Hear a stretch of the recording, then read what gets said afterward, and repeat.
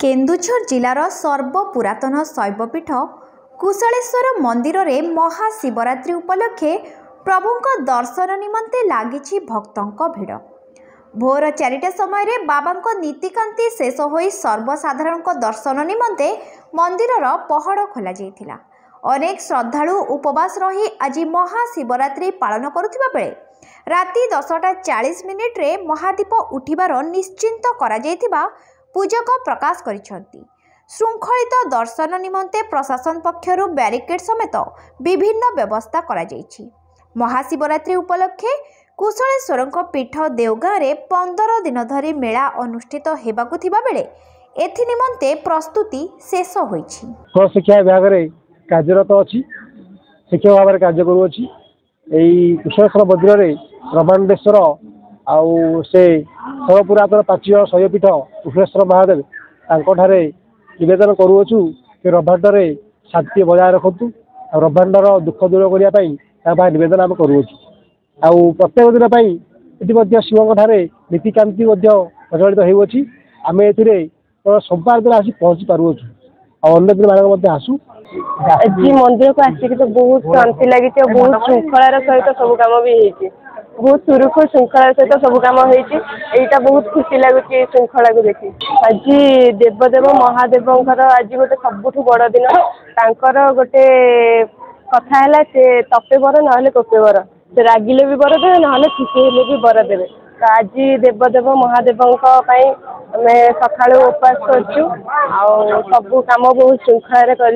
आज हूँ महाशिवरात्रि बाबांकर सबुठारु बहुत बड़ दिन। आज गोटे भक्त तार माने मानसिक दीप जाली बसी थाए बाबा निकट में भरोसा रखी। भोर 3टा बेलू आसिले बाबा दर्शन कली। दर्शन सारिकी आसिकी दीप जाली बसी। बाबा बहुत विश्वास अच्छी। सब वर्ष भरी भी वर्ष मो दीप जाली पारुछि, से निजको बहुत धन्य मन करछि। भगवान करंतु समस्तंकर मानसिक पूर्ण हो आ समस्ते भी आसिक मो भली एठी मानसिक दीप जाली पारंतु। भगवान कुशलेश्वरंकर महिमा है कि से समस्तंकर कुशल माने समस्तंकर मन वांछा पूरण करुछंती, समस्तंकर कुशल करि पारुछंती बोली तांका ना बाबा कुशलेश्वर। सत्संग शिवंकर गोटे भजन कर शिवदेव शिव गुरु शिव बंधु शरीर राम शिव आत्मा शिव जीव शिवधरण्य किंचन देवदेव महादेव श्री सांब सदा शिव कुशलेश्वर महादेव इस जगह अच्छा अंचल विभिन्न प्रकार महादेव सोमनाथ लिंगराज दिगंबर आज महादेव आज आमर ये पवित्र देवगाँ पीठरे कुशलेश्वर महादेव विराज कर। कुशलेश्वर महादेव आज प्रदीपोर 3:30 बेलू आमर पहुर नीति भंगागला पहुर भंगागला ठाकुर निद्रा भंग कराला, दंत काष्ठ निवेदन कराला, स्नान आदि कराला, स्नान तापर वस्त्र निवेदन आ गंध पुष्प आदि पंचमी पूजा हो आमर बाल भोग लगाला, मंगल आरती मत कराला। तापर दर्शनार्थी मानक दर्शन करने सुजोग दिहला, दर्शन चलती। आई देवदेव महादेव जो आज पवित्र शिवरात्रि जे लोक ही से ठाकुर टिके मात्र आराधना करे, छोटे ध्यान करे, गोटे बेलपत्र जोड़े तार कोटि जन्मार्जित पाप सब क्षय हो जाए। तार कायमिक वास्तविक मानसिक संस्कृति आध्यात्मिक आध्यात्मिक आदिवासी प्रसन्न हो जाए। सबू पाप क्षय थाए, धन धन गोपलक्ष्मी परिपूर्ण हुए।